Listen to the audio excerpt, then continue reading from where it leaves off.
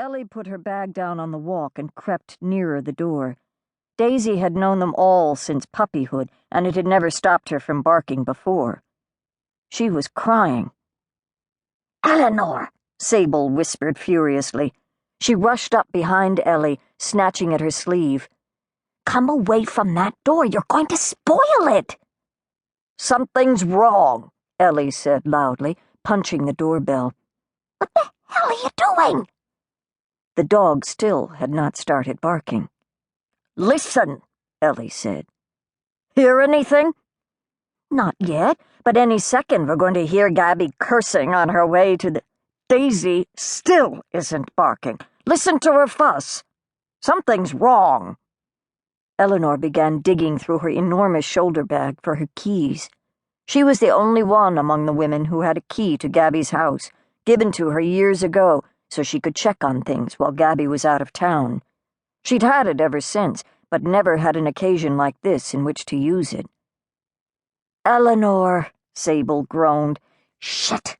You're going to ruin everything. What do you think you're doing?" Elly rang the bell a couple more times, but didn't wait for a response. She slid the appropriate key into the lock.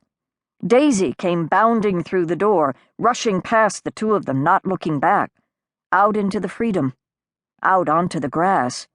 She looked back over her shoulder guiltily as she squatted to pee not 3 feet from the front walk. She'd been ready to explode, obviously. "Jesus," Sable muttered. "Gabby?" Eleanor called into the house. "Gabrielle." "Gabby?" "She's probably still asleep," Sable said, but she said so hopefully. "Slept through the doorbell and the yelling. Just like her. She sleeps like the—" Sable stopped herself. Elly frowned over her shoulder briefly, then walked into the house ahead of Sable. Daisy bounded past them again, in the other direction, into the house. The sound of talking could be heard inside. Television talking. Elly called out a couple more times, but softly, suspiciously. They found her in the family room. She was lying on the couch, eyes closed. One foot was on the floor, and she had a sheaf of papers on her lap. Probably manuscript pages. From a distance of 3 feet, she could be mistaken for a sleeping girl. She was slight of build, fair-complected, and had hardly any gray streaking her curly, honey-blonde hair. On the sofa table beside her was a can of diet soda, a glass of water, and a bottle of aspirin. By the time they got there, Daisy had taken her place again beside the couch, guarding. She looked up at them mournfully, as though she knew. Eleanor gasped and rushed to Gabby's side, her large purse slipping off her shoulder and crashing to the floor as she knelt. She frantically touched Gabby's brow. Sable's hand rose to cover her mouth, her eyes disbelieving and her head already shaking denial.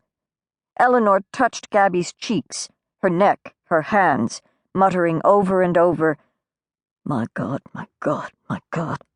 Then, "Oh no, oh no, no, no." While Sable, stunned and terrified, stood frozen, not breathing. Elly stopped touching Gabby after a few seconds and straightened herself stoically. She turned toward Sable as rigidly as a soldier. "She's dead, Sable. She's been dead for some time." "No," Sable whispered. Elly nodded, frowning, because by then she had noticed there was a smell of some kind. Eleanor had talked to Gabby the previous afternoon. It wasn't as though she'd begun to decompose. There were no visible signs of blood, bruises, or marks. It was the smell of death and its accompanying atrocities. "Go back outside," Elly said calmly. "Wait for Barbara and Beth. Don't let them come in. I'm going to have to call the police." "The police?" "It wasn't old age, Sable," Eleanor said, her voice cracking. "What would you suggest?" Sable's eyes had taken on a stricken, panicked gleam. She hugged herself to keep from shaking.